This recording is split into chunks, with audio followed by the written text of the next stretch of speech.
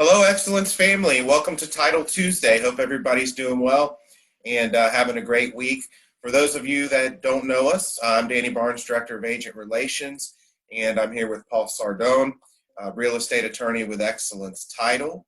And today he's going to cover some things about, we're getting ready to gear into hurricane season, and there's some things in the contract that, talk about hurricane season as far as force majeure. So I'll hand it over to the expert right now. How you doing, Paul? Good seeing you again.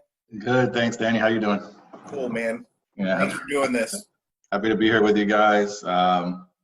Unfortunately, this is a topic I think we need to cover. It comes up living in Florida every summer. It's a big issue. Hopefully, we dodge them this summer. We could use the break, but you're starting to see news reports of some storms forming. So a very common question is you're under contract, how does that affect your closing and your contract? And the simple answer, there's some complexities to it, but basically if you're using the FAR bar as is, which most agents are using nowadays, there is a provision in there which is not the inspection period, it's not a title thing, it's an automatic extension that's provided for acts of God, force majeure, and that covers not only hurricanes but floods, fire, earthquakes. We did get one here not too long ago, but things that are beyond control, and that a big thing is it's not just a storm being there and you not wanting to close. It has to frustrate performance under the contract. So the most common example is if there's a storm somewhere out there in the Atlantic that's a threat, a lot of insurance companies will stop writing new policies. So that triggers the clause in the contract. If you're not ready to close on the closing date because you can't get insurance and you can't get a loan, therefore there's an automatic extension. So if a hurricane hits and there's no power and then that's a frustration of performance as well. We saw during Irma, there was a big disruption in our industry because not only was there, some people weeks without power, that was a frustrated performance. Then you have up to 7 days from the time that period ends to close. Well, what happened was all these lenders that the loan was approved and everything after the hurricane, they wanted new inspections. They wanted to send their own team out there. The bank obviously is lending money. They want to make sure there was no structural damage to these properties. So we saw closings that were delayed up to a few weeks after everything had passed. So that's something to keep in mind. But the important thing is that and your buyers know their deposit is protected. You have up to 7 days from the time period of, let's say, the hurricane either hitting or being out there and being a threat. And if it goes beyond 30 days, so if it's, hopefully not, but if it's a bad hurricane, there's no power in the area, and it's more than a month, then the buyer can cancel at that point and receive their deposit back. So it is a big protection on the deposit and an extension. Yeah, I didn't know that. And, at Excellence Realty, we do try to do a good job of communication, with Right. the hurricanes. Listen, it's here. Right.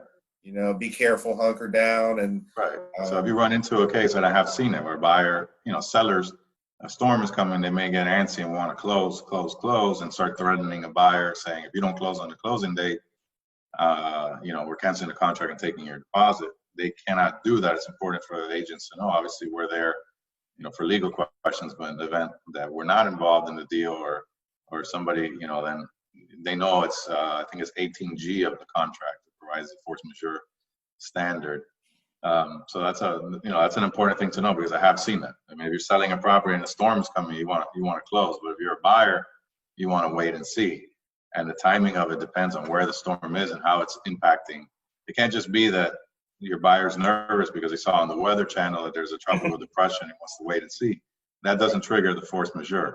That it has to also frustrate performance, meaning they're not binding insurance. The lender's not funding. Title companies close down because they're shuttered or whatever it is. So that's an important distinction for agents to keep in mind. Right, and we talked earlier. You were maybe going to mention about COVID and right. So Yeah, there was a big legal debate as to whether COVID falls under the force majeure, because it specifically mentions floods, earthquakes, hurricanes, and then it says or other acts of God.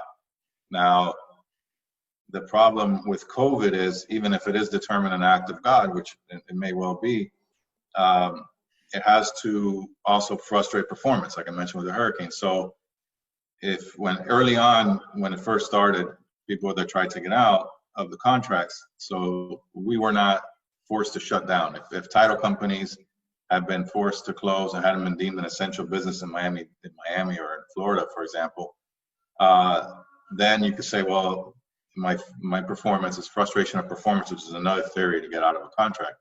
That could have worked.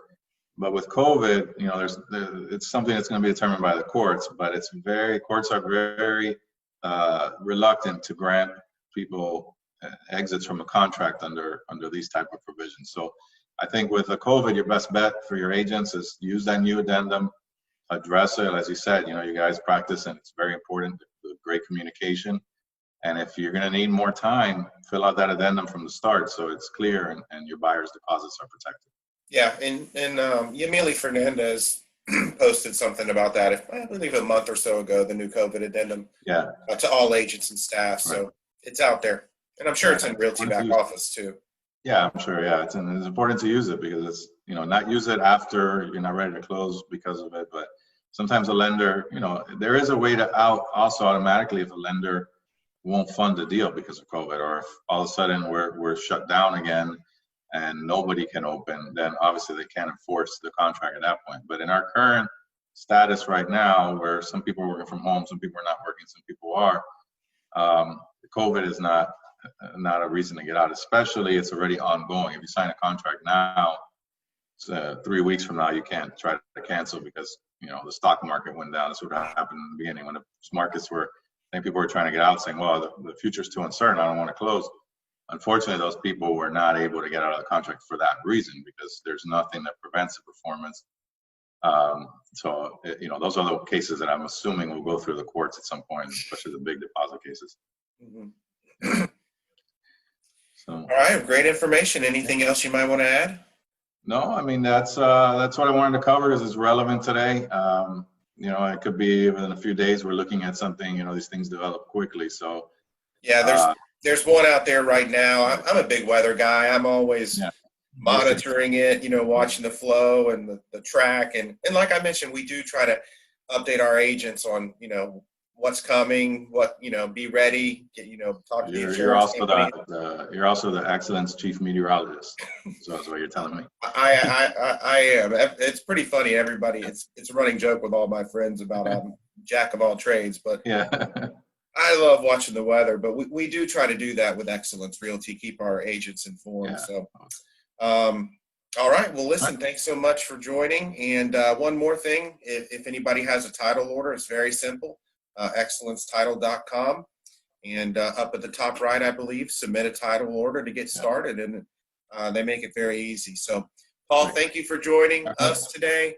And thanks for having me. We'll see you in 2 weeks, and have a great rest of your week. Thanks, everybody else, for joining. As always, together moving forward. And take care.